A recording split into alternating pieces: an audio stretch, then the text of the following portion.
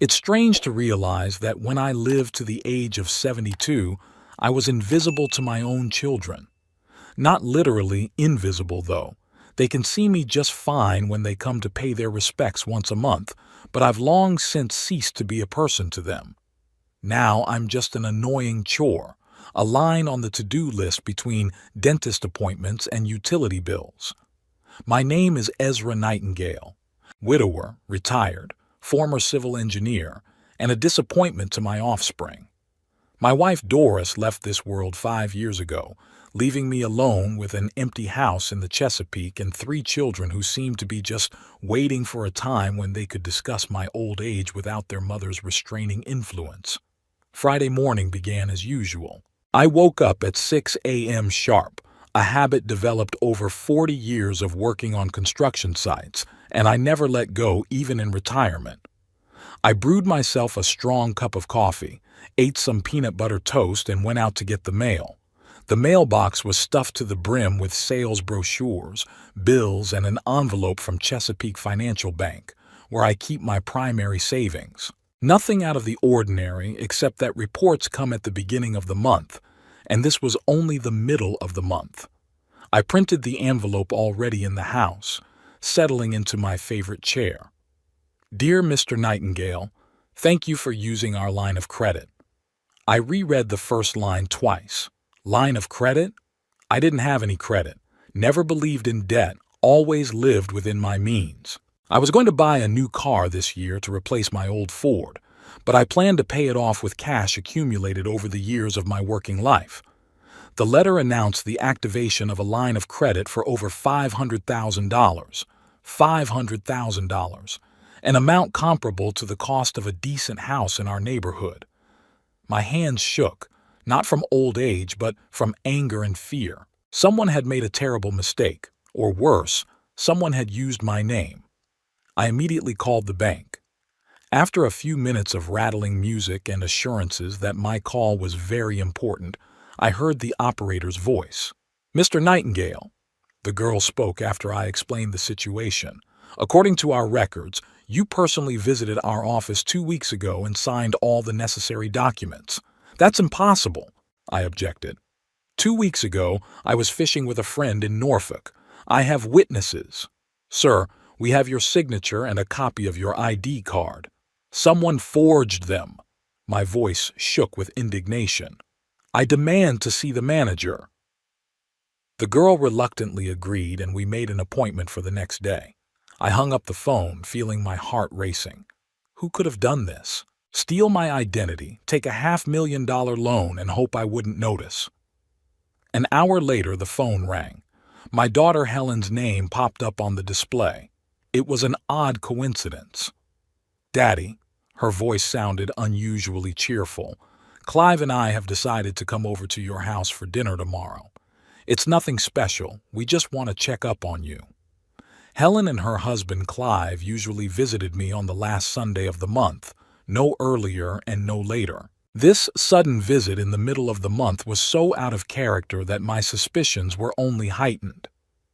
Of course, darling, I replied, trying to sound nonchalant. I'll be glad to see you.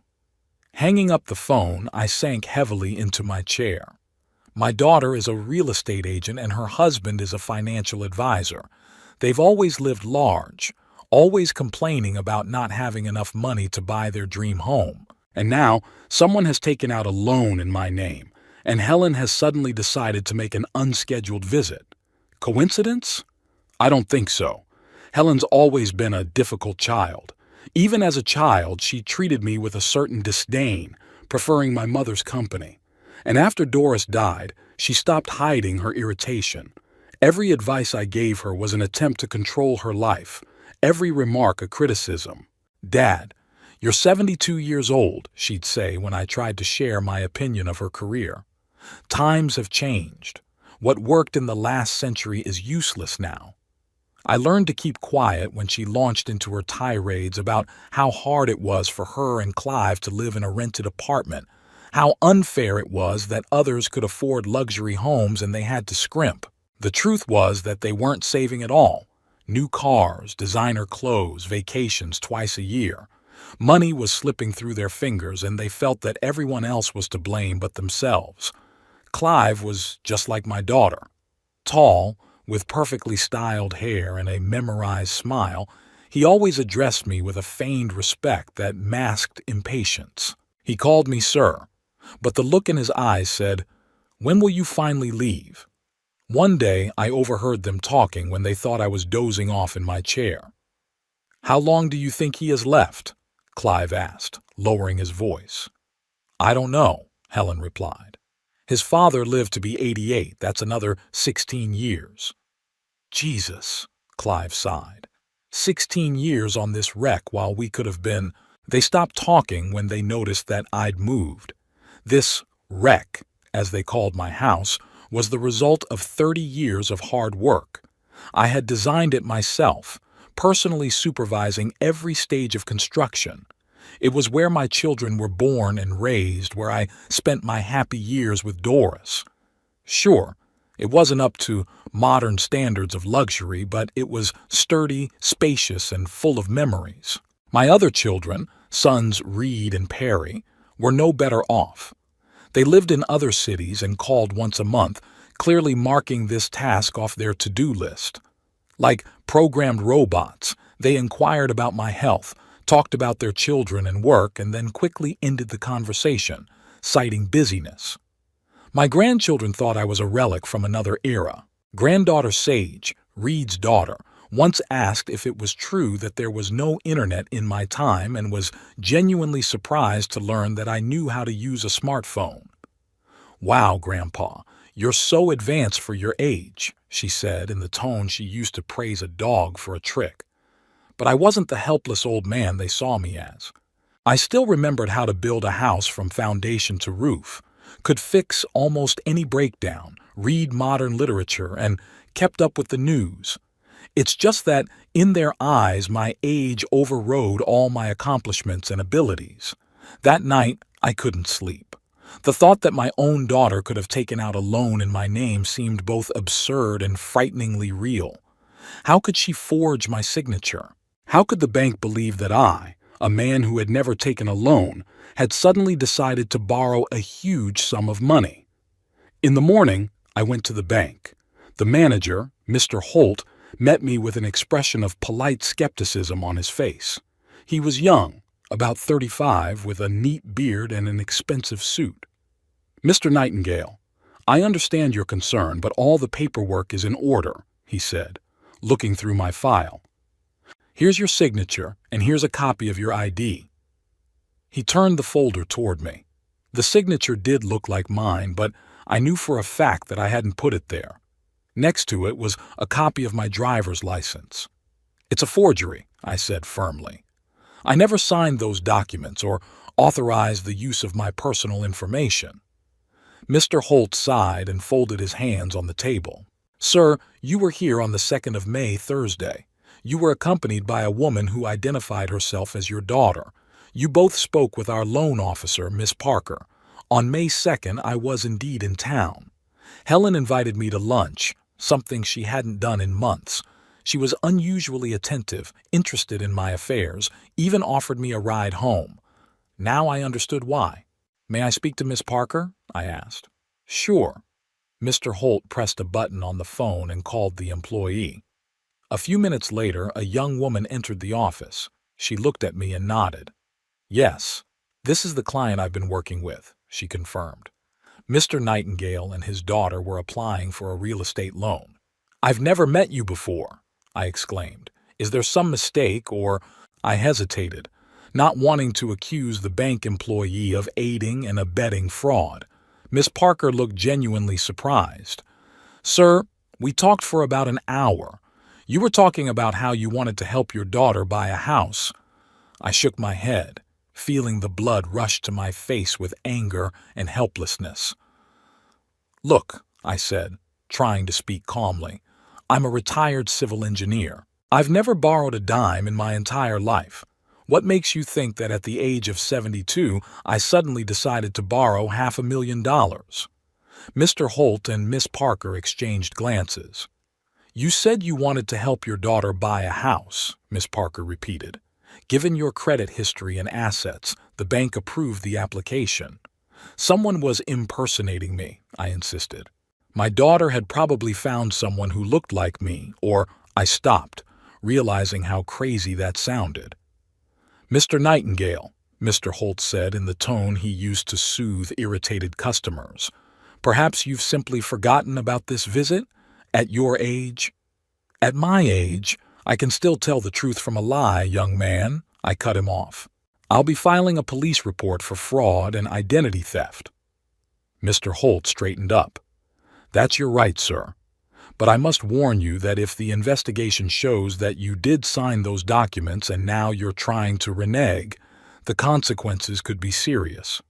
I stood up, leaning on the cane I'd started using after a small fall last winter. I am prepared for any consequences because I know the truth. Now, if you'll excuse me, I have to get ready for my daughter's visit. On the way home, I wondered how Helen could have pulled off such a scam. She must have found someone to impersonate me. But how could she get a copy of my papers? And where did the money go? That evening, when Clive's shiny black Audi showed up in the driveway, I already knew what I was going to do. I wouldn't make a scene. I wouldn't show that I knew anything. The whole truth had to come out first. Helen entered first, holding a box of cake from the local bakery. She looked tense despite her wide smile. Clive followed her, carrying a bottle of wine. Dad, Helen kissed me on the cheek. You look good. For your age, Clive added with a chuckle. Just fine, Helen corrected him with a warning glance. I invited them into the living room where the table was already set. A simple dinner of baked chicken and vegetables, nothing fancy. Helen immediately began fussing over plates and cutlery. Daddy, why are you using those old plates? You have a new set that we gave you for Christmas. Habit, I answered. An old dog doesn't learn new tricks. Clive laughed a little too loudly. True. But sometimes change is good, isn't it, Ezra? He's never called me by my first name before. Always Sir or Mr. Nightingale. This sudden shift to a friendly tone only heightened my suspicions. So, I began as we sat down at the table, how's your search for the house going? Helen almost choked on her wine. Oh, you remember? We're still looking. The market's so tough right now. Yes, prices are going up, Clive said. But we're optimistic. You're right, I nodded. You know, I was at the bank today. There was a pause. Helen froze with her fork halfway to her mouth. At the bank? She asked again. Why? I got a strange letter about a loan I'd supposedly taken out. $500,000, can you imagine? Clive let out a nervous laugh. Wow, must be some kind of mistake. That's exactly what I thought, I agreed. Someone had used my name, my identity, introduced himself as me at the bank. Helen set her glass down on the table too sharply, spilling the wine. Terrible. Did you go to the police? I'm going tomorrow, I lied, watching their reactions. The bank's already launched an internal investigation. They've got security footage. They'll have an expert verify the signature. The fraudsters aren't going anywhere. Helen's face turned pale and Clive began tapping his fingers nervously on the table. Dad, maybe we shouldn't worry. Helen tried to smile. At your age, that kind of worry is bad for your heart. Maybe I can help. Sort out the bank, all that paperwork. There's no need, dear. I patted her hand affectionately. I'm perfectly capable of defending myself. Besides, I have a friend in the police department who promised to take care of the case personally. That was another lie. I didn't have any friends in the police department, but I wanted to see their reaction, and it exceeded all expectations. The police? Clive turned pale. But maybe there really is some mistake? Maybe we should deal with the bank first.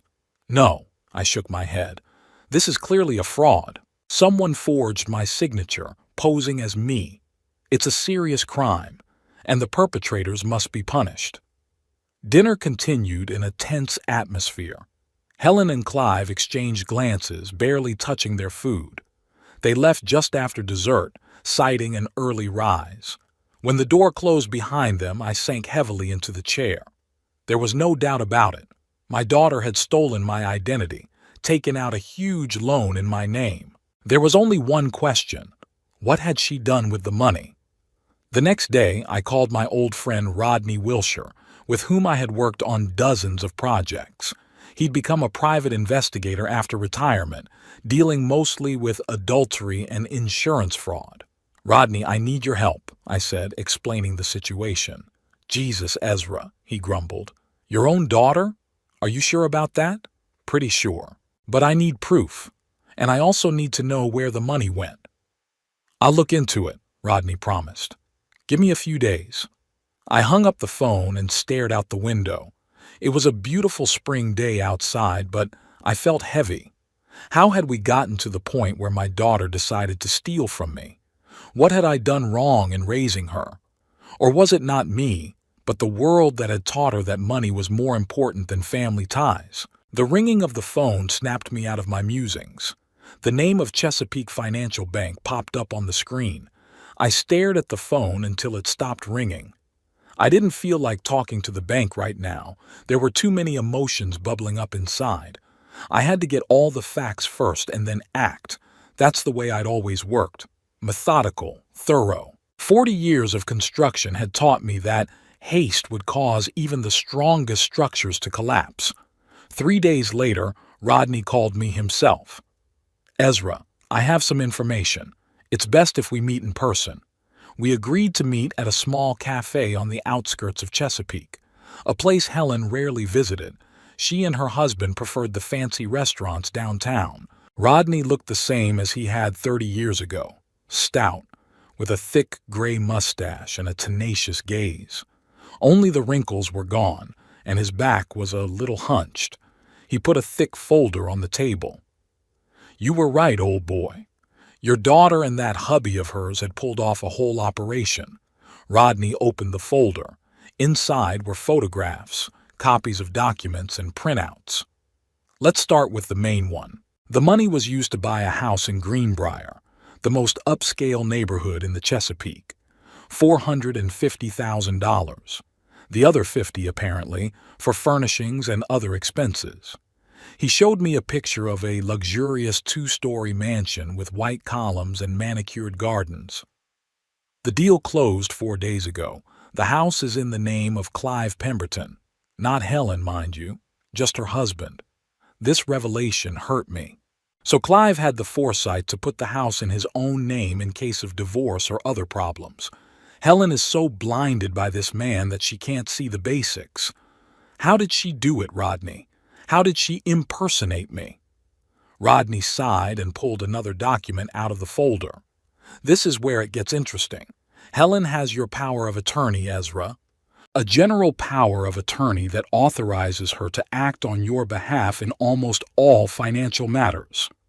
"What?" I felt the blood drain from my face. "I never gave her that power of attorney." "According to the paperwork, you executed it with Lindsay Brooks, notary public, on December 6th of last year." I jogged my memory. December 6th. That was the day Helen took me to the doctor. My blood pressure had spiked, and she insisted on seeing a cardiologist.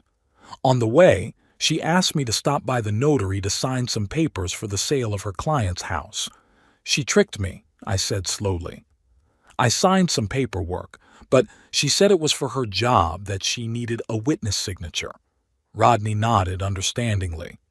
"It's a classic scheme, taking advantage of an elderly relative's trust. You're not the only one, Ezra. Who else was at the notary's office that day? There should have been a second witness." "Perry," Rodney answered.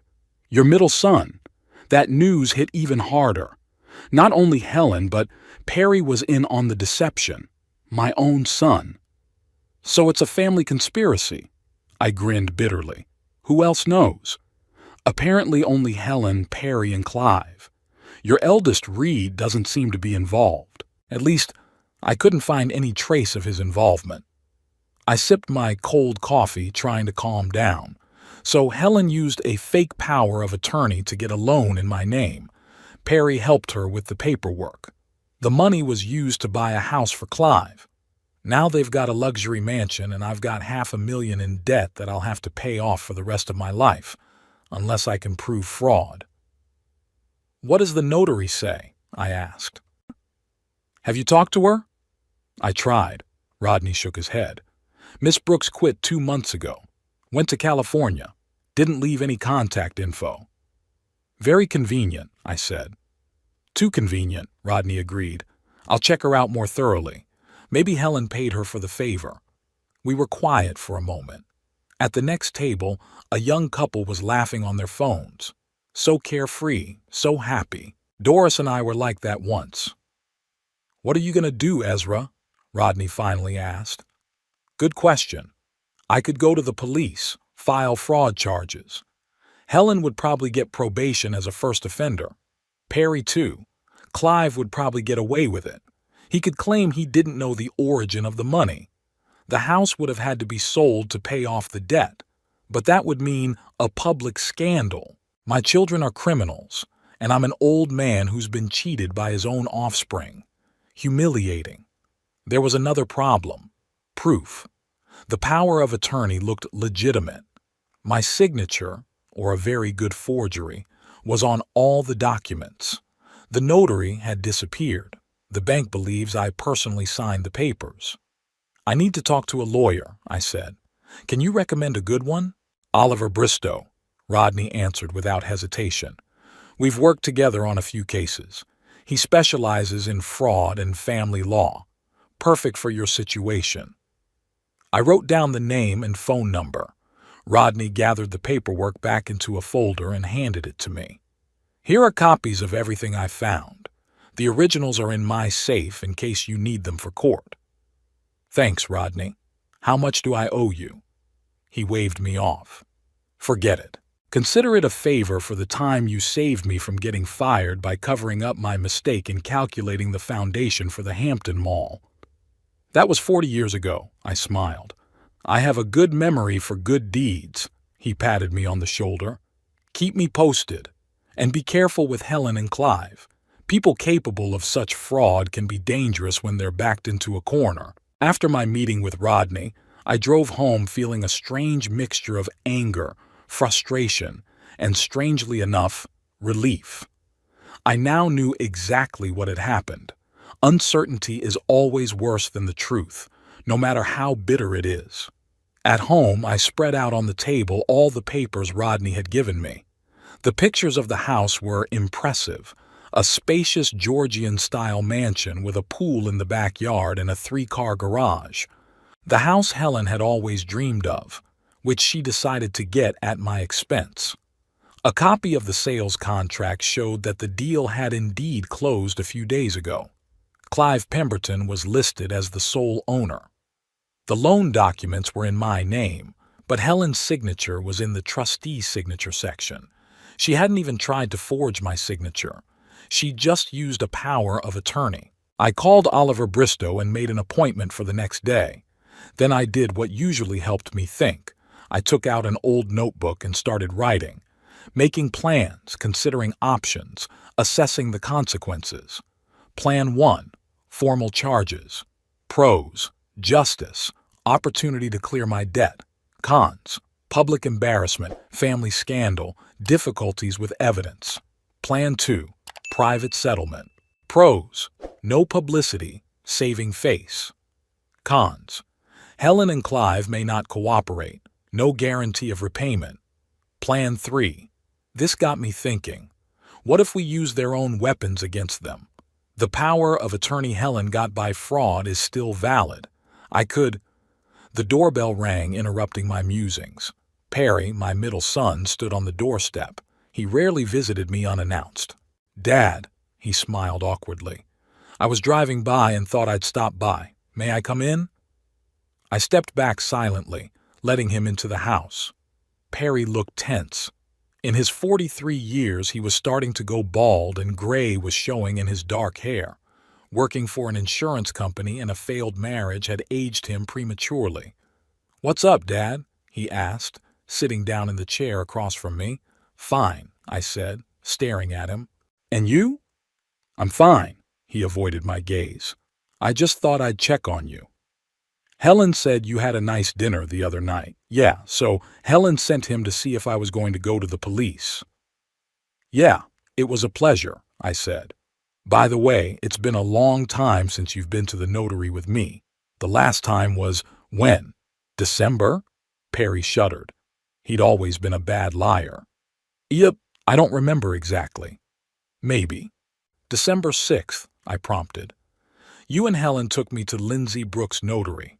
Do you remember what I signed there? Perry went pale. Some papers for Helen, for her client. It was a power of attorney, Perry. A general power of attorney authorizing Helen to handle my finances. The power of attorney she'd used to take out a $500,000 loan on my behalf. He stared at me with his mouth open. Either he really didn't know about the loan, or he was a better actor than I thought. Dad, I didn't know about the loan, I swear. Helen said you need to sign a power of attorney in case something happens to you, so she could help you with your affairs. And you believe that? Yes, I mean, why not? She's your daughter. I shook my head. And you're my son. And you helped her trick me. Perry jumped up. No, I didn't know what she was planning. I thought it was really for your own good. For my good, I repeated slowly. $500,000 of debt at 72 years old is for my good? Debt? He looked genuinely surprised. What debt? Helen took out a loan in my name. A loan that I'll have to pay off for the rest of my life. And then the burden will probably be passed on to you, my children. Unless, of course, you renounce your inheritance. Perry collapsed back into his chair. Jesus, I didn't know. I swear, Dad, I didn't know. Maybe he was telling the truth. Perry had always been the weakest of my children, easily influenced, especially by Helen, who had been able to manipulate his brothers since they were children. What did she pay you? I asked. Nothing. He seemed offended. She just said it was important for your safety, that you were becoming forgetful. Forgetful, I hummed. I remember by heart all the specs for the 62 buildings I've designed in my career. I remember the birthday of each of my grandchildren. I even remember your 8th grade school locker number 217. Perry lowered his head. I'm sorry, Dad, I had to check. I should have made sure you knew what you were signing. Yeah, I should have, I agreed. Now tell me, what do you know about the house in Greenbrier? He looked up at me in surprise. Greenbrier? Nothing. Why? Helen and Clive bought a house there, with the money from a loan in my name. A house? Perry looked confused. But they said they couldn't even afford an apartment in a nice neighborhood. Obviously, they lied, as much to you as to me. The next 3 days flew by in a flurry of preparations. Oliver Bristow turned out to be not just a good lawyer, but a legal wizard. He filed an urgent application with the court, challenging the legality of the transaction and seeking a temporary injunction that gave me access to the house until the dispute was fully resolved. Judge Harrison always favors elderly people who are victims of fraud, Oliver explained to me over the phone Thursday night. He signed the injunction this afternoon. We'll get the keys to the house tomorrow morning. That fast? I was surprised at the speed of the process. It's a temporary measure, Oliver clarified. We didn't win the case. We just got the use of the house until the final judgment. But it gives us a tactical advantage for negotiations. Friday morning, Oliver arrived at my house with a small box in his hands. Inside were 2 shiny keys. Congratulations on your housewarming, he said with a smile. There's one condition, though. You must actually live in the house, or the injunction will become null and void. That's not a problem, I replied, weighing the keys in the palm of my hand. I've already packed. Indeed, the night before, I had packed the essentials, clothes, toiletries, medication, a couple of books, and a silver-framed picture of Doris. It all fit into one large suitcase and bag. It's not a lot to take in 72 years of life. Are you sure you can handle it? Oliver asked, looking at me with concern. Confrontation can be tense. I can handle it, I nodded. It wouldn't be the first time I'd faced an uncomfortable conversation. When you manage construction crews for 40 years, you learn to hold your punches. Oliver helped me load my stuff into his car, and we headed for Greenbrier. On the way, he explained the legal intricacies of the situation. Technically, your brother-in-law owns the house, but the loan is in your name, which means you are financially responsible. We're challenging the legitimacy of the loan on the grounds that your signature on the power of attorney was fraudulently obtained. If we can prove this, the loan will be invalidated and the bank will repossess the house. And if we can't, then we'll have to devise another strategy. Maybe a criminal prosecution for fraud and forgery, or a civil suit against the daughter and son-in-law. But right now, our goal is to catch them off guard and get them to the negotiating table. Greenbrier turned out to be exactly as I'd envisioned: perfectly mowed lawns, stately homes hidden behind hedges, expensive cars in the driveways. A neighborhood for those who wanted to show off their status and wealth. Number 14. Oakwood Drive stood out even from the other luxurious mansions. 2 stories high, with white columns at the entrance and huge windows, it looked like a miniature version of the White House. The driveway was paved with expensive cobblestones, and in the courtyard stood a marble fountain bowl, still dry. "Impressive," Oliver whistled as he parked at the entrance. "Your daughter clearly has good taste. And appetites. She's always wanted to live better than she could afford," I replied, struggling to get out of Oliver's low sports car. My cane caught on the door and I almost fell. "Careful," Oliver picked me up. "You don't want to get hurt before the show starts." We arrived at the front door, a solid dark wood door with stained glass inserts. I put the key in the lock and it turned easily. The door opened silently, as if inviting me in. Inside, the house was even more impressive than the outside. A spacious hall with a marble floor, a wide staircase leading to the second floor, a crystal chandelier under the high ceiling.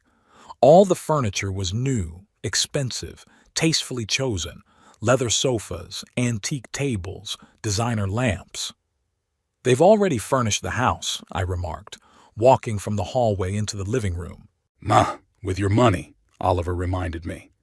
We walked around the first floor: the living room, the dining room, the kitchen, the study, even a small movie room with a projector and cushioned chairs.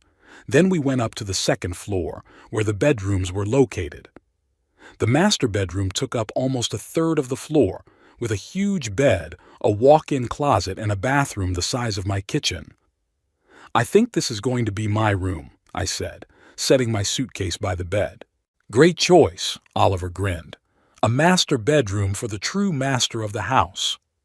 I unpacked, putting the clothes in the empty dresser drawers, putting Doris's picture on the bedside table. Oliver, meanwhile, checked the contents of the refrigerator in the kitchen. "They've already filled it," he said when I came downstairs. "Probably getting ready for the housewarming party. There's enough food in there for the next few days." "That's good," I nodded. "I wouldn't have to go shopping." Oliver checked his watch. "I should go. I have a meeting at the office in an hour. Are you sure you can handle it here alone?" "Of course," I assured him. "I'll just wait for the guests. After all, this is my house, isn't it?" Oliver smiled and shook my hand. "Technically, yes, at least until the court decides. Call me if you have any problems, and try not to escalate the situation. Our goal is negotiation, not war." After Oliver left, I was alone in a huge house. It was a strange feeling being in such a luxurious place, knowing it was bought with money stolen from you. I walked through the rooms looking at details I hadn't noticed on my first inspection. Pictures of Helen and Clive on the walls, on vacation in exotic countries, at some receptions, in expensive restaurants. Not a single picture of me or Doris. Not a single reminder of the family that raised them. In the study, I found a safe built into the wall behind a painting. A typical solution, and so predictable. Sure, it was locked, but I wondered what they considered valuable enough to hide. Deeds to the house, jewelry, money. In the desk, I found a folder with the deeds to the house. Looking through them, I was convinced that Rodney was right. The house was really only registered to Clive. Helen wasn't even listed as a co-owner. An interesting choice for a married couple, or maybe not so odd for a man who planned alternate exits. Time passed slowly. I settled down in the living room with a book I'd grabbed off the shelf, some fancy thriller, clearly unread, bought for looks. The sun was gradually moving across the sky, casting long shadows through the large windows. At 4 o'clock in the afternoon, I heard the sound of a car pulling up. Looking out the window, I saw Clive's black Audi stopping in the driveway. The show was starting. I adjusted my tie. I'd dressed extra carefully today, in my best suit, the one I only wore to weddings and funerals. I smoothed my gray hair and stood at the door, leaning on my cane more for effect than necessity. The keys jingled, the door opened, and Helen and Clive appeared on the doorstep, laden with bags of food and drink. They didn't immediately notice me, busy talking. "I think that's enough champagne," Helen said. "Perry promised to bring ice and Reed." She stopped halfway through the conversation when she finally saw me. Her face was frozen in an expression of absolute shock, the bag slipping out of her hands and falling to the floor.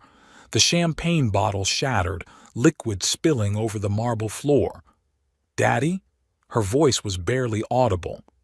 "Hello, Helen," I smiled. "Hello, Clive. Welcome to my new home. Or maybe yours." I was getting confused, to be honest. Clive died first. His face contorted with anger. "What the hell? How did you get in here?" "With a key, of course." I showed him the keychain I still held in my hand. "Very convenient lock, by the way. Good choice." "Where did you get the keys?" Helen was finally able to speak. "Dad, what's going on?" "Oh, I think you know exactly what's going on." I took a step forward, stepping into a puddle of champagne. "You know, I got a very interesting letter from the bank the other day. Something about a $500,000 loan I supposedly took out. It's funny, isn't it? Especially since I've never taken out a loan in my life." Helen turned even paler, if that was even possible. "Dad, I can explain." "I'm sure you can." I nodded. "You've always had great explanations. Remember when you explained why you took my credit card at 16 without asking, or at 22 when you sold Mom's jewelry while we were on vacation?" "That's different," Helen objected. "We were going to explain everything, just waiting for the right time." "Really?" I raised an eyebrow. "And when would that opportune moment be? A year from now? 5 years from now? After I was dead?" Clive stepped forward, trying to look threatening. "Look, Ezra, you have no right to be here. This house belongs to me, and I can call the police." "Call them," I shrugged. "I'll be happy to explain to the officers how my dear children forged a power of attorney to take out a $500,000 loan in my name. I'm sure they'll find the story fascinating." The guests began to arrive one by one. I watched as Helen and Clive tried to maintain a semblance of control over the situation. They smiled, greeted friends and family, gave tours of the house, but I could see the tension in their eyes and the stiffness in their movements. Every time someone asked about my presence, Helen repeated a prepared lie. I had come to help with the housewarming, to give advice on how to organize the house. I didn't deny it, but I didn't confirm it either, letting it hang in the air like a sword of Damocles over the heads of my ungrateful children. Perry avoided looking me in the eye. He kept to himself, nervously sipping whiskey from a crystal glass. His wife, Samantha, who wasn't privy to the details of the situation, cast perplexed glances at me. Apparently, my sudden appearance in the house, about which her husband had said nothing, seemed strange to her. Soon my oldest son, Reed, arrived with his wife Prudence and their 2 teenage children. Reed was the only one of my children who seemed genuinely happy to see me. He gave me a big hug, something he hadn't done in years. "Dad, "I didn't expect to see you here," he said with a smile. "You look good. New suit?" "Old," I said. "I just don't wear it much. I save it for special occasions." Reed was a high school history teacher, the only one of my children who'd chosen a modest but honorable profession. He never chased wealth, content with what he had. Perhaps that's why his attitude toward me was always more respectful. He didn't have to be jealous or wait for an inheritance. "How are you, Papa?" he asked, taking me aside. "It's been a while. I'm sorry, work kids, you know?" "I understand," I nodded. "We all have our own worries. How long have you known Helen's new place?" Reed asked, looking around with undisguised surprise. I hadn't expected her and Clive to be able to afford that. I could hear the genuine bewilderment in his voice. So Reed really hadn't been aware of Helen's scam. That reassured me a little. At least, not all my kids were willing to cheat their old man father. "I'll have a chance to tell you more about this house," I replied evasively. "A little later, when everyone is gathered." By 7 o'clock in the evening, the house was full of guests, about 30 people. Besides my children and their families, there were Helen's colleagues from the real estate agency, several of Clive's clients, neighbors from the new neighborhood, and even a couple of reporters from the local newspaper who had been invited to cover the housewarming party of a successful financial advisor and his wife. Helen was getting more and more nervous. I could see her casting anxious glances in my direction, trying to anticipate my actions. Clive was more confident, but there was a nervousness in his demeanor too. He laughed too loudly, poured himself too much whiskey, bragged too insistently about his new house. "This is real cedar from Lebanon," he said, pointing to the wood paneling in the study. "It cost a fortune, but Helen and I think you can't skimp on things like that." "You can't skimp on things like honesty," I said, stealthily coming up behind him. "Isn't that right, Clive?" He flinched and turned around, smiling strainedly. "Of course, Ezra. Absolutely agree." The guests looked at each other, sensing the tension, but wrote it off as a normal family disagreement. As everyone gathered in the spacious living room for a toast, I decided my moment had arrived. Helen stood in the center of the room with a glass of champagne, preparing to make a speech. Clive froze beside her, his arm resting possessively around her waist. They looked like the perfect couple who had achieved success, if you didn't know the dark history behind the facade. "Dear friends and family," Helen began, her voice trembling slightly, "Clive and I are so happy to welcome you to our new home. It's been a dream of ours for many years, and it's finally come true. If I may," I interrupted her, raising my glass. "I'd like to say a few words too." Helen froze, her face pale. Clive gripped her waist tighter as if trying to keep her from falling. "Of course, Daddy," she forced out a smile. "Please." I walked to the center of the room, leaning on my cane. All eyes were on me. An old man in a strict suit with a straight back and a clear gaze. "For those who don't know me," I began, looking around the room, "I'm Ezra Nightingale, Helen's father, and I have a lot to tell you about this wonderful house." I paused, savoring the moment. Helen and Clive froze like statues, their smiles turned into petrified masks. "This house," I continued, "is really special.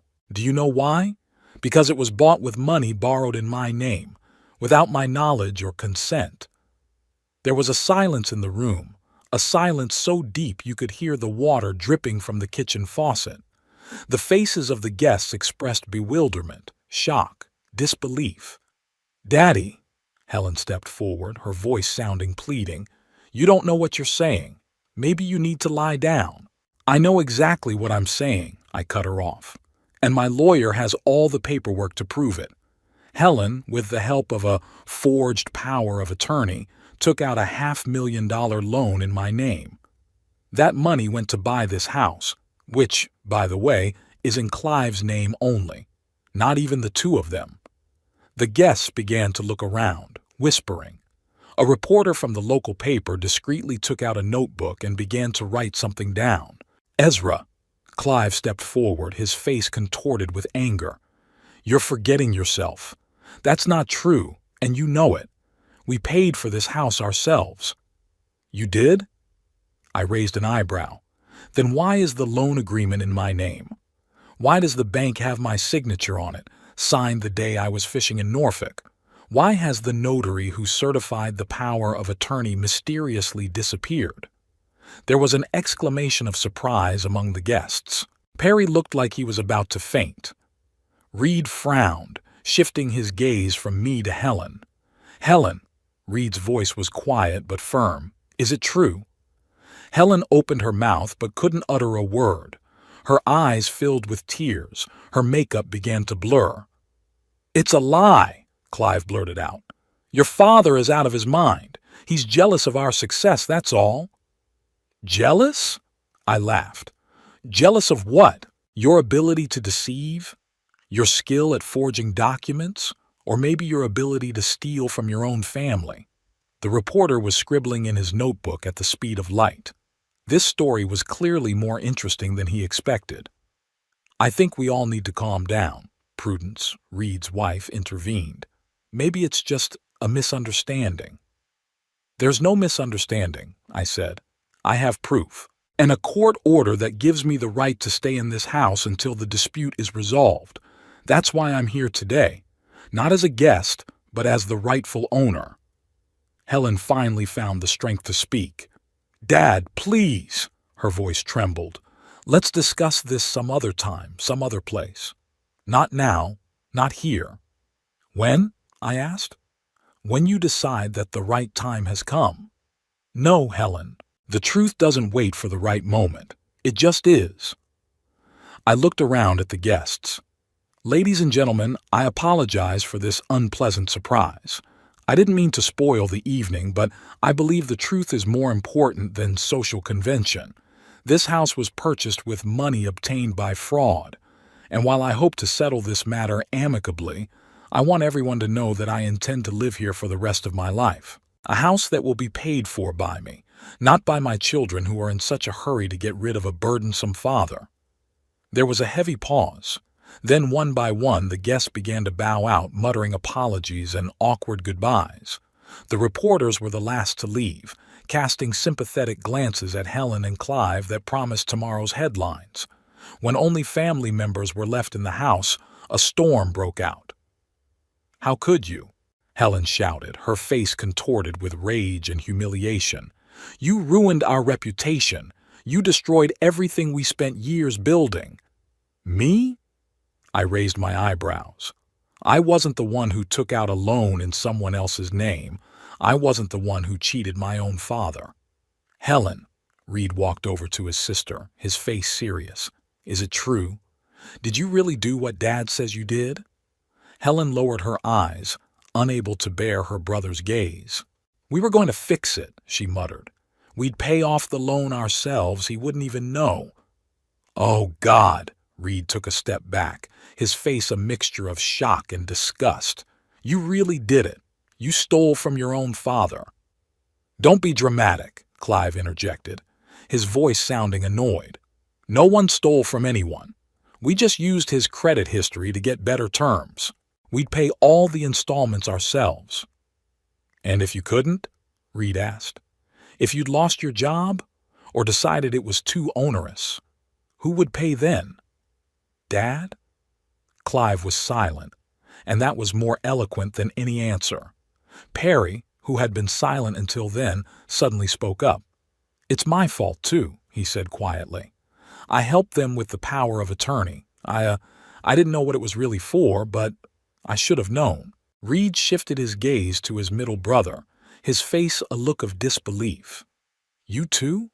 God, what has our family become?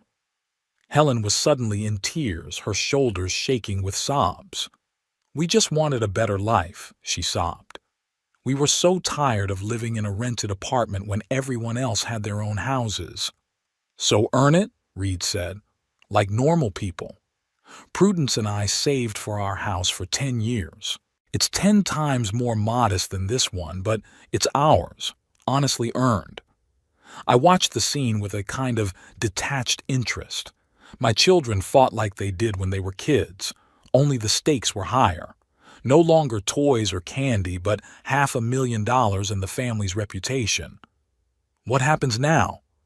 Samantha, Perry's wife, asked, looking at me apprehensively. Will you sue? That's up to Helen and Clive, I replied. I've offered them a way out. Sign the house over to me, take over the loan payments, and publicly acknowledge that I bought the house. If they agree, we can settle this amicably. And if they don't? Reed asked. Then there'll be a trial. And not just civil, but criminal. Forgery, fraud, identity theft are serious charges. Helen looked up at me with a tear-stained face. Would you really send your daughter to prison? Her voice trembled. Would you really condemn your father to $500,000 in debt at 72? I parried. Apparently, we were both capable of more than we thought of each other. There was a heavy silence in the room. Then Clive suddenly laughed, a dry, mirthless laugh. Do you know what the funny thing is? He said, looking around at everyone. If we'd just asked Ezra to help with the down payment, he probably would have agreed.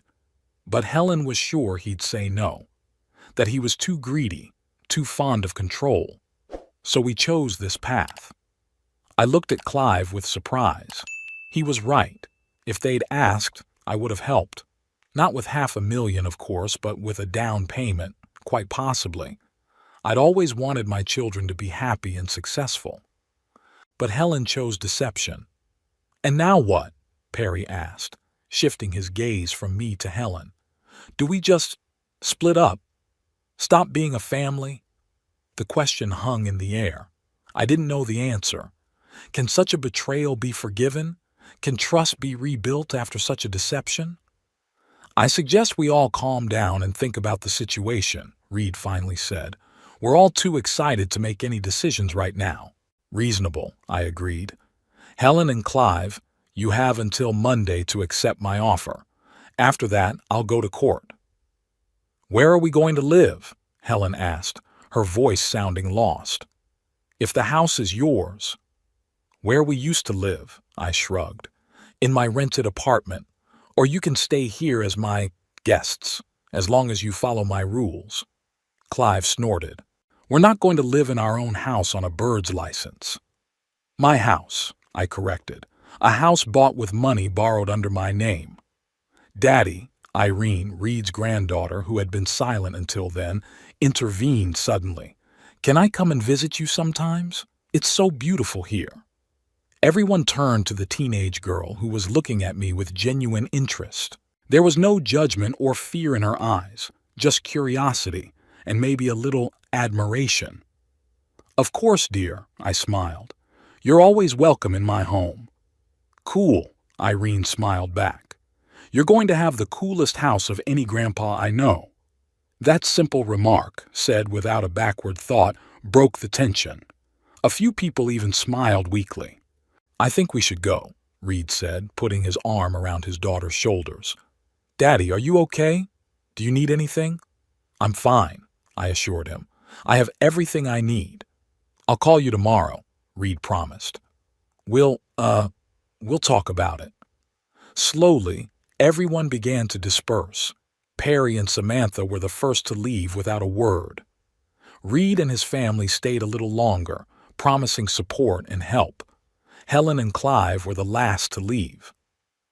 Where's our stuff? Clive asked, his voice sounding tired.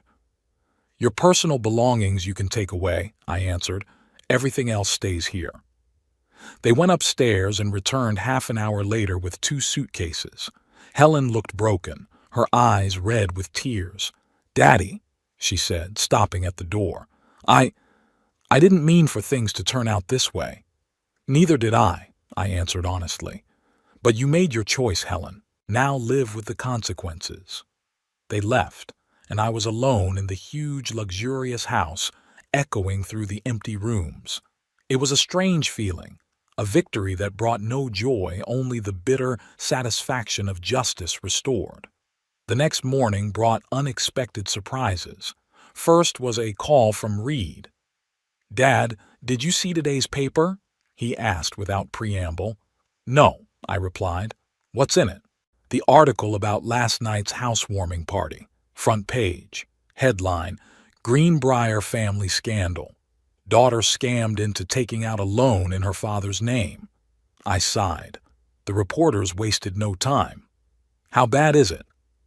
Quite detailed, Reed admitted. Helen and Clive are not in the best light. You, on the other hand, are described as a noble father deceived by his own children. An hour after that call, Perry showed up on the doorstep. He looked as if he had been up all night. "Dad," he said, shuffling nervously from foot to foot, "I've come to apologize, a real apology. What we did, what I helped to do, it's unforgivable." I stared at him in silence, waiting for him to continue. "I talked to a lawyer," Perry continued. "He said I'm looking at accessory to fraud, probation, a fine, maybe even a short prison sentence. And I'm willing to take the punishment. But first, I wanted to apologize to you." I was surprised.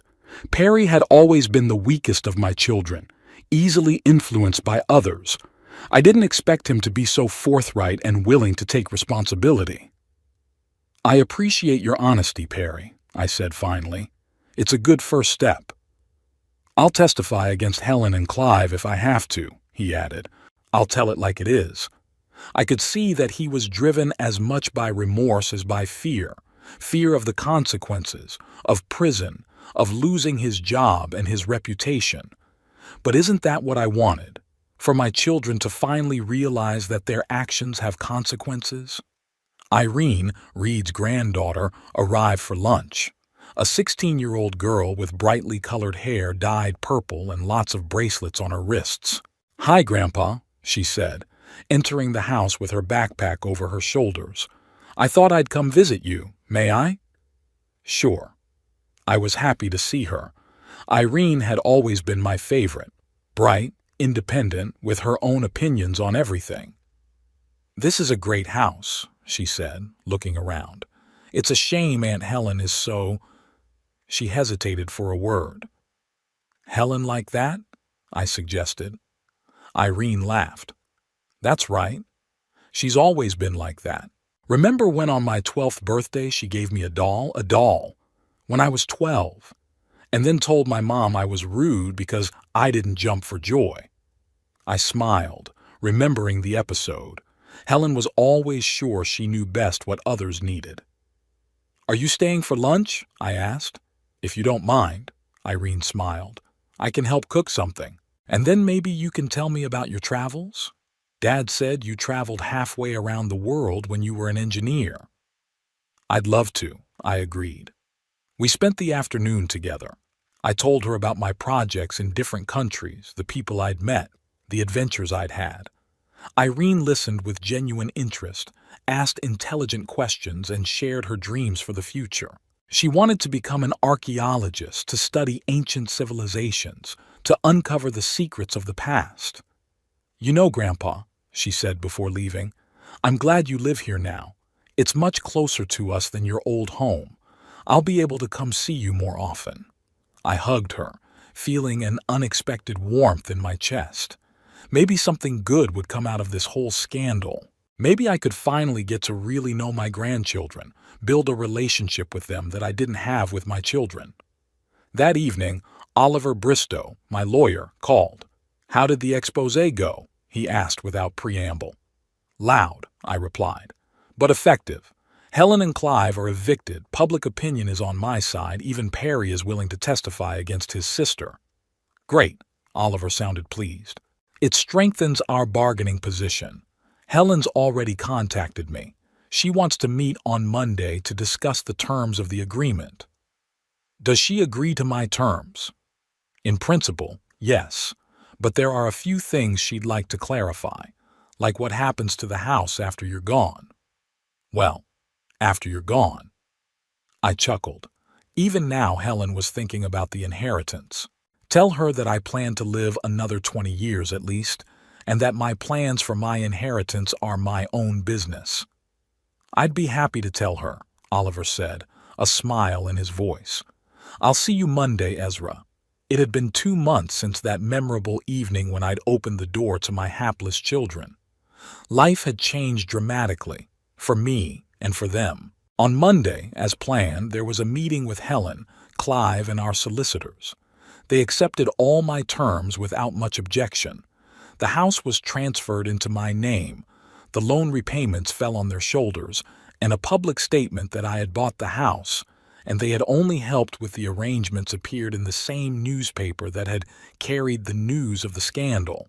Clive sat stony-faced at this meeting, avoiding looking me in the eye. Helen tried to feign contrition, but I could see the underlying anger in her gaze. They signed all the papers and left without a word of farewell. I haven't seen or heard from them since, except for monthly notices from the bank about the loan payments. However, I heard about them from Reed, who, unlike Helen, continued to keep in touch with me. According to him, Clive had lost several important clients in the wake of the scandal. His reputation in financial circles was damaged. Who would trust their money to a man who had cheated his own father-in-law? Helen had to change her real estate agency. Her colleagues began to shun her, and clients refused to work with her. They sold their expensive car and moved to a more modest apartment to cope with the loan payments. I didn't gloat when I heard about their hardship, but I didn't feel pity either. They had made a choice and were now living with the consequences. Perry, my middle son, escaped serious punishment through a clean confession and cooperation with the authorities. He got probation and a fine, but kept his job at the insurance company. We began to communicate more often. He called every week, sometimes dropping by with his wife for dinner. There was something new in his attitude towards me, a respect that hadn't been there before. But the most amazing change occurred in my own life. I, a 72-year-old widower accustomed to a quiet existence in an old house, was suddenly the center of attention in the local community. The story of an elderly father deceived by his own daughter traveled all over the Chesapeake. Some saw me as a hero, defying age discrimination, others as a victim worthy of sympathy. But everyone was intrigued. Neighbors in Greenbrier, the upscale neighborhood where my house was now located, showed unexpected friendliness. The first to pay a visit was Eleanor Pritchett, a judge's widow who lived across the street. She brought homemade pie and invited me to the weekly meetings of the local book club. "We lack a male perspective on literature," she said, giving me an appraising look. "Most of our members are ladies of a certain age, like me. You'll bring a fresh perspective." I agreed, though I had never considered myself a great literary scholar. The first meeting of the club was a revelation. 6 women and 2 men, all over 60, discussed the latest novel by a popular author with such fervor and depth that I felt like a student in a seminar. They were arguing about symbolism, hidden meanings, comparing the novel to the classics. "What do you think, Ezra?" Eleanor asked when the discussion reached a peak. "I'm an engineer, not a literary scholar," I answered honestly. "Construction is more important to me than symbols. And in that sense, the book is well constructed, logical, consistent with the right distribution of tension, like a good bridge." There was a pause, and then everyone laughed, not mockingly but with pleasure, as if I'd said something unexpectedly apartment. "Fresh eyes," Eleanor nodded. "Just what we needed." After that, I became a regular member of the club.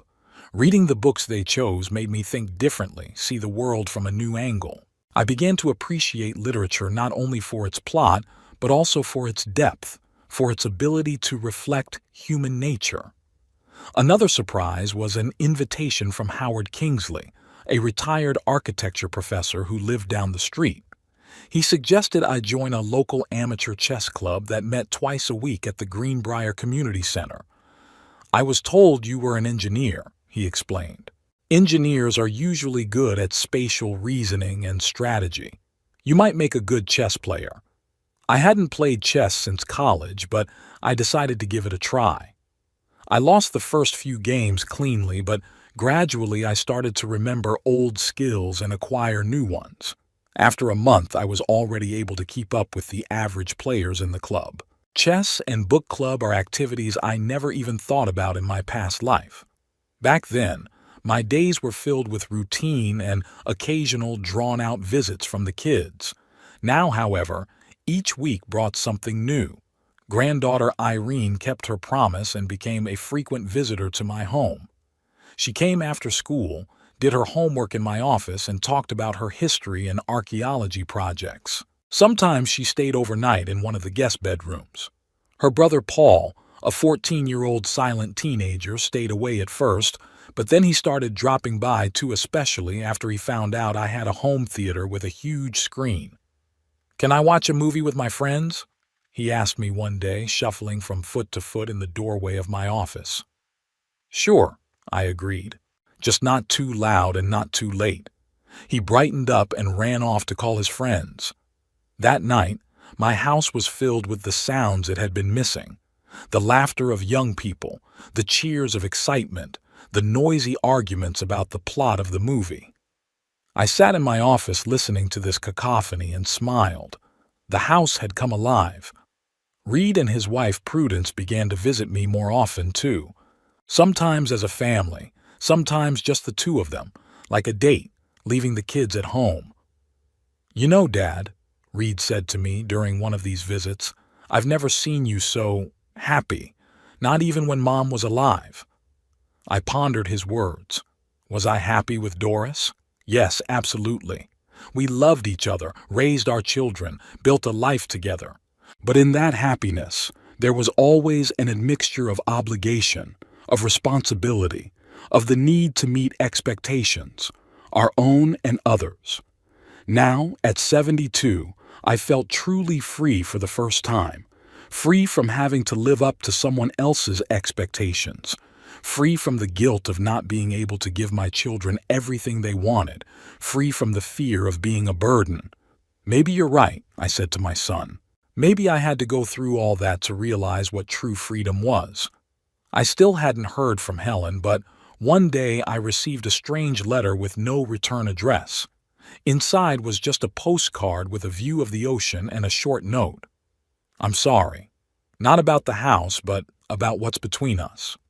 There was no signature, but I recognized Helen's handwriting. I didn't reply. Some bridges burned to the ground and can't be rebuilt. Clive, from what I'd heard from Perry, blamed Helen for everything. Their marriage was cracking at the seams under the pressure of financial problems and mutual recriminations. They had sold a few more expensive items to cope with loan payments and other debts accumulated from years of living beyond their means. "They're on the verge of divorce," Perry informed me during another visit. "Clive says it was all Helen's idea, that he didn't know about the forged power of attorney. Helen says he's been pressuring her for a big house and a prestigious address." "What do you think?" I asked. Perry shrugged his shoulders. "I think they're both guilty, and they both got what they deserved." I couldn't disagree with that assessment. Helen and Clive had always been a couple who lived for show, eager to impress others. Their marriage had been held together by shared ambition and a desire to rise above their status at any cost. Now that those ambitions had led to a collapse, they had nothing to build their relationship on.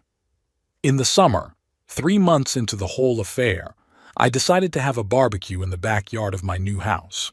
I invited the neighbors, friends from the chess and book clubs, Reed and his family, Perry and his wife. I didn't invite Helen and Clive, but I wouldn't forbid them to come if they dared. The day was sunny and warm. The patio with its pool and barbecue area was perfect for such an event.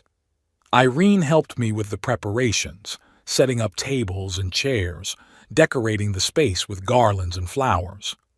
"Grandpa, this is going to be the best party ever," she declared as she attached the last garland. "Too bad Grandma can't see it." I smiled, imagining what Doris would say if she saw me in this gorgeous house, surrounded by my new friends. "She'd be surprised," I said, "but I think she'd like it." The guests started arriving after 4. Eleanor Pritchett brought her famous apple pie, Howard Kingsley a bottle of fine scotch. Reed and his family were among the first to arrive, helping with the final preparations. Perry and Samantha had brought salads and appetizers. To my surprise, Rodney Wilshire, my old friend and the private investigator who'd started this whole thing, was among the guests. I couldn't miss it, he explained, shaking my hand firmly. I wanted to see for myself how you were settling in. The party was a great success.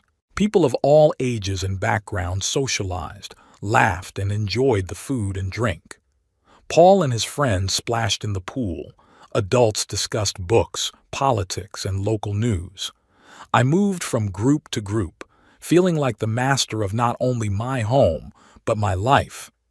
At one point, Rodney pulled me aside. "You know, Ezra," he said, glancing around, "when you came to me with this story, I thought it would end in a big scandal and broken hearts. But look what happened. You found a new life." "I did," I agreed, "although the price was high." "Sometimes you have to pay a high price for freedom," Rodney said philosophically. "Especially freedom from toxic relationships." He was right. I'd lost my daughter, or rather, I'd lost the illusion of a relationship with her that never really existed. But in return, I gained a real connection with other family members, new friends, new interests, and most importantly, respect for myself. As the sun began to set, we lit the lanterns in the garden and continued the party. Someone turned on some music and couples started dancing on the patio. To my surprise, Eleanor Pritchett asked me to dance. "Don't just stand there, Ezra," she said with a smile. "You're the host of the party. You're supposed to dance." I hadn't danced since Doris died, but I found that my body remembered the moves. We moved smoothly to a slow tune, and I could feel the approving glances of the guests. "You're full of surprises, Ezra," Eleanor said when the dance was over. "Who would have thought a stern engineer could dance so well?" "I had a good teacher," I replied, thinking of Doris. "My wife loved to dance." "She was a lucky woman," Eleanor said seriously. "Not everyone is lucky enough to find a partner who is willing to learn new things." The party went on until late into the night. When the last guest left, I stayed out in the yard, sitting in a chair and looking at the stars. Reed came over and sat next to me. "Great night, Dad," he said. Everyone was thrilled. "Yeah, it was pretty good," I agreed. We talked for a while, enjoying the silence and the cool night air.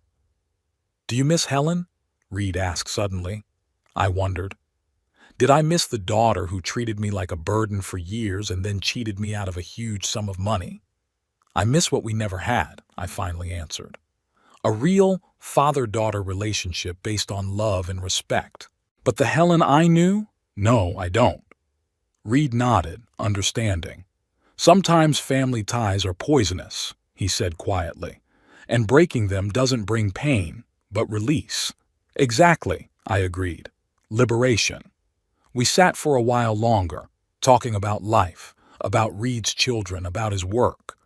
When he left, I stayed under the starry sky for a long time, pondering the strange twists and turns of fate. Who would have thought that at 72 my life would change so dramatically? That my daughter's betrayal would lead to finding a new family, not just blood relatives but friends who had become close. That I would find new hobbies, new joys, a new meaning of existence. The house bought with the money stolen from me became a symbol of my liberation. Here I was no longer a lonely old man living out my days. I was Ezra Nightingale, a man with a past and a future, with friends and interests, with my own voice and my own choices. The next morning I woke up with a sense of peace I hadn't experienced in years. Sipped coffee on the terrace, watching the garden awaken. Birds were singing in the branches of the trees. The sun was slowly rising above the horizon, coloring the sky in soft pink tones. At 10 o'clock, the doorbell rang. I opened it and saw the letter carrier with a large envelope. "Mr. Nightingale?" he asked. "A registered letter. Sign here, please." I signed my name and took the envelope. The sender was Chesapeake Financial Bank. Inside was a late payment notice on a loan. Helen and Clive hadn't made the last monthly installment. I sighed but felt neither anger nor disappointment. It was to be expected. Their financial problems were mounting and a sense of responsibility had never been their strong suit. I called Oliver Bristow, my attorney. They've missed a payment, I reported. What now? They have 30 days to pay the debt before the bank starts foreclosure proceedings, Oliver explained. But frankly, I was expecting that. According to my information, Clive lost his job 2 weeks ago. Lost his job? That was news to me. Yeah, his firm downsized, and he was among the first to be made redundant. His reputation's been badly damaged by the scandal. It got me thinking, what happens if they can't make the loan payments? According to our agreement, they had taken on that responsibility, but legally the loan was still in my name. What are my risks? I asked. If they stopped making payments altogether? Technically, the bank could make a claim against you, Oliver admitted. But we have a notarized agreement with Helen and Clive. If it comes to that, we'll sue them for breach of contract. And the house? The house is yours now, legally registered in your name. The bank can't take it without a lengthy lawsuit, and even then our chances of keeping it are high. That reassured me a little, but it left a taste of bitterness. Even now that our paths had parted, Helen and Clive continued to cause problems. Their irresponsibility could cost me the house that had become not just a roof over my head, but a symbol of a new life. That evening I was sitting in my office contemplating the situation when the phone rang. Helen's name popped up on the screen. I stared at it for a long time, hesitating to answer. Finally, taking a deep breath, I accepted the call. "Daddy?" Her voice sounded uncertain. "Did you get the letter from the bank?" "I did," I answered dryly. We're having temporary difficulties," she stammered, struggling to find the words. "Clive lost his job, and my commissions aren't even enough to cover the rent, let alone the loan. We're just asking for some time." "Time is all I've got left, Helen," I said, "and I'm not going to waste it on your problems. Daddy, please." I could hear the tears in her voice. "We'll fix it, I swear. We'll find the money. We'll pay every dime. Just, don't sue us. Not now. Not when everything's falling apart." I was silent as I listened to her sobs. Part of me wanted to comfort my daughter, to tell her everything would be okay. But the other part, the part that remembered the years of neglect and the final betrayal, remained firm. "You have 30 days under the bank's terms," I said at last. "Use them wisely." I hung up without waiting for an answer. Perhaps it was cruel, but I no longer believed Helen's promises. I was protecting myself, my home, my new life, and if that required being tough, so be it. The next day I met with Oliver and discussed options. We decided to prepare the court papers but not file them yet, giving Helen and Clive a chance to rectify the situation. "But if payment isn't received in 30 days, I said firmly, "we'll act without delay." Oliver nodded, understanding my determination. Life went on. I was still attending book club and chess tournaments, hosting my grandchildren, socializing with new friends, but the shadow of possible legal problems overshadowed these joys. One evening, as I sat on the terrace watching the sunset, I was joined by Eleanor Pritchett. She often dropped in for a chat, and I appreciated her company, intelligent, unsentimental. "You seem troubled these days, Ezra," she said, settling into the chair across from me. "Is something wrong?" I told her briefly about the loan situation and Helen's call. "What are you going to do?" Eleanor asked when I'd finished. "Protect what's mine," I replied, "even if it means breaking up with my daughter for good." Eleanor nodded thoughtfully. "You know, Ezra, sometimes the hardest choice is between family and your own well-being. Most people choose family even if it means suffering, but it's not always the right choice." "Are you speaking from experience?" I asked. "Yes," she smiled sadly. "My brother was an alcoholic. For years I tried to save him. I gave him money, paid for treatment, put up with his breakdowns. It was ruining my life, my marriage, my health. Finally, I made a choice, of myself and my husband. I stopped communicating with my brother, stopped helping him financially. He died 2 years after that, and part of me still feels guilty. but the other part knows it was the only way I could keep myself together. I knew what she was talking about. Sometimes family ties become chains that pull you down, and the only way to survive is to break them. Your daughter made her choice when she decided to deceive you, Eleanor continued. Now it's your turn to make a choice, and no one has the right to judge you, whatever it may be. We sat in silence, watching the last rays of sunlight color the sky golden. At that moment, I realized that I had already made my choice. I had chosen myself, my new life, my peace. Chose freedom from a toxic relationship, even if it meant losing my daughter. Family bonds are valuable when they are based on love and respect. But when they become a tool of manipulation and a source of pain, their breakup brings not grief, but liberation. I was free, truly free for the first time in years. And that freedom was worth all the loss and disappointment.